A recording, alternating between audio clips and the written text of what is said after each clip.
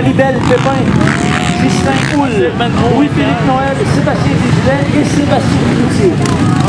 On a 3 qualifs d'amateurs débutants souci, une classe qui est très populaire à cause de l'été. Bon, regardez, on a 3 gars qui rentrent côte à côte dans la courbe. C'est l'avantage au Honda TRX 450R qui lutte farouchement avec le quadraceur et le Yamaha 450. J'ai pas le choix de vous nommer les pilotes de cette façon-là puisqu'on voit pas les plaques à numéro d'ici.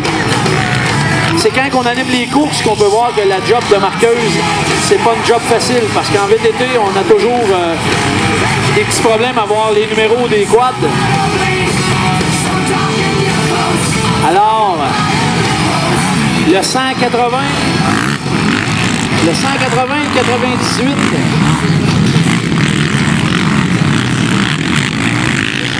Sébastien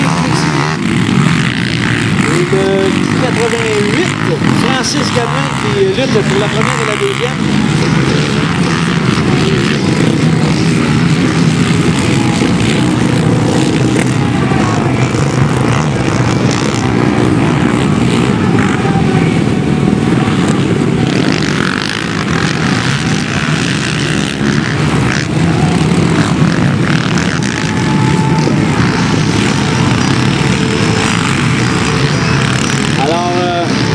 C'est quand même assez spectaculaire sur le grand plateau. On peut voir les pilotes qui, d'un plateau, moi je dirais à l'œil comme ça,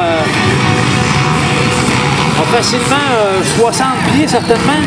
Et puis, il y a certains pilotes en débutant qui se permettent d'éclairer à longueur. Alors, ça promet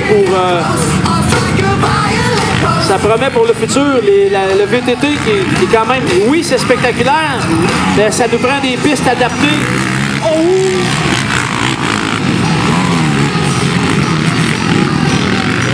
Je suis toujours un petit peu nerveux quand je vois des gars rouler le double et l'autre qui saute en double par-dessus lui. Des pilotes qui sautent un par-dessus l'autre. On n'a pas vu ça. J'ai pas vu ça souvent en 24 ans. Mais quand ça arrive, je peux vous dire que ça commence.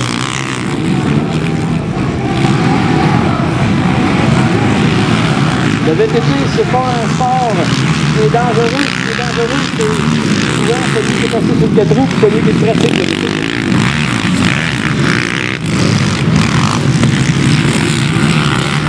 Alors, on est dans la deuxième qualif. Amateur soutien. Course de 6 tours. 6 ou 5 tours.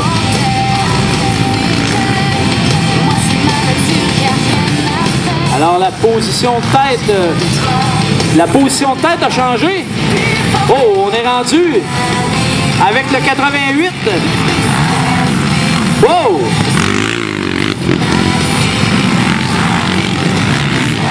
Le 88 qui est rendu en première position.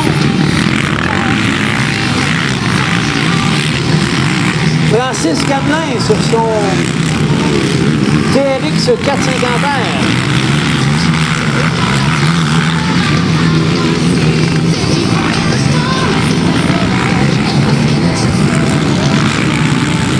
Alors, M. l'arbitre qui se prépare à...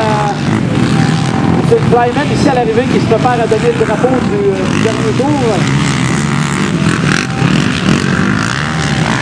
Francis Gamelin qui nous éclaire assez aisément le plateau là-bas. Le deuxième pilote aussi. Alors les gars sont assez rapides. Sur la ligne de départ en préparation, on a la qualif numéro 25.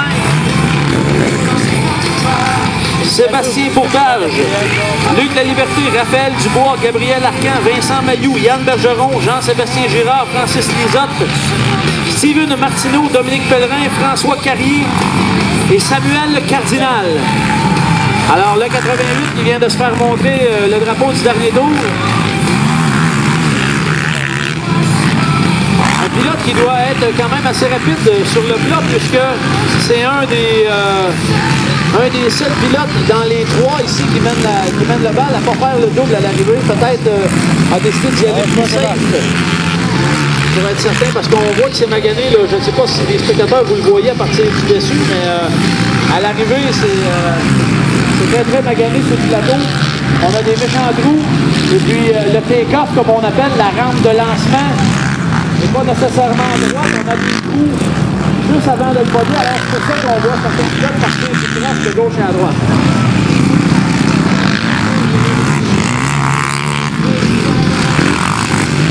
En passant, je voudrais signaler aujourd'hui la présence de notre champion de la classe Ironman à La Tuque, Guy Junior Desmontigny, qui a fait toute une prestation cette année à La Tuque, a couru seul les 12 heures La Tuque, ce que plusieurs pilotes de VTT au Canada ne seraient pas capables de faire. Guy a terminé en 20 combien? Comment t'as fini au général? 31 sur près de 50 équipes. Le gars est tout seul, il a fini 31 au général. Alors, Guy Junior Desmontigny, notre champion dans la classe Ironman aux 12 heures de La Tuque. Félicitations, mon Guy, on te le dira jamais assez. Faire le 12 heures de La Tuque tout seul, là, ça prend un mental incroyable.